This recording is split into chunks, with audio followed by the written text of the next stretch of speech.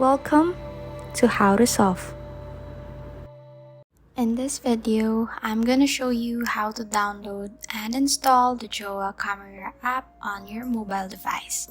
So first is to open your app store and then search for Jawa camera app on this search bar.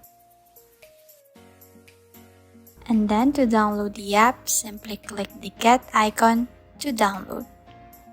Wait for a while to finish downloading, and once it's done, tap this to open the app. You will also see this on your home screen. Jawa Camera app is a free application for new generation cloud cameras, and it is used for remote video monitors. And in Jawa app, users can check real-time video and playback remotely anytime, any place. The app also supports video recording and image snapshot. And if you have any video suggestions, kindly comment down below. Please like and subscribe for more content.